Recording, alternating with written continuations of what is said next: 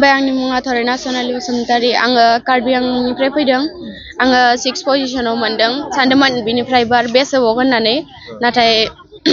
होनो हायासै नाथाय नेक्स्ट टाइमाव आरो बिनिफ्रायबो मोजां बेस्ट होफिननो नाजानो नागिरदों थेंक इउ खुलुमबाय आंनि मुङा प्रिया बसुमतारी आं उदालगुरि जिल्लानिफ्राय दिनै 52थि दुलाराय बर' फरायसा आफादा जि बेयाव माराथन खारनाय हाबाफारि लादोंमोन आं बेयाव बाहागो लाफैदोंमोन जा फार्स्ट पजिशन मोननो हाबाय स' थेंक इउ स' माच बे दुलाराय बर' फरायसा आफादनि फरायसा आफादखौ आंनिफ्राय गोजोननाय बावहरनाय थाबाय जे बे खाबुखौ आंनो होनायनि थाखाय स'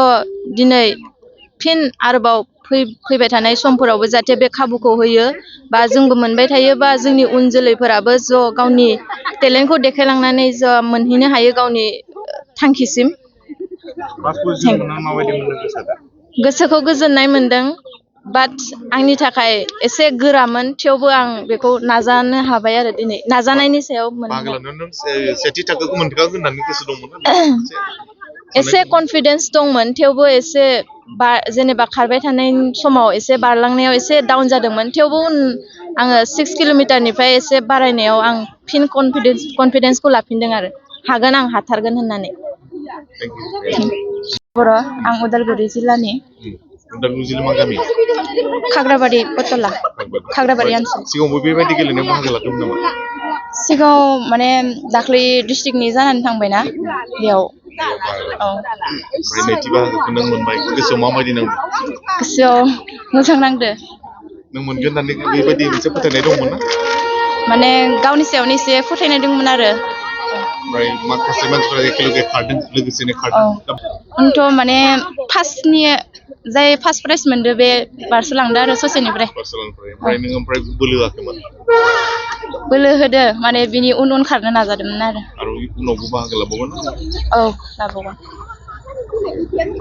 आंनि मुङा बिजिता ब्रह्म आं बाक्सा डिस्ट्रिक्टनिफ्राय फैदों ओमफ्राय आङो माराथनखौ 3rd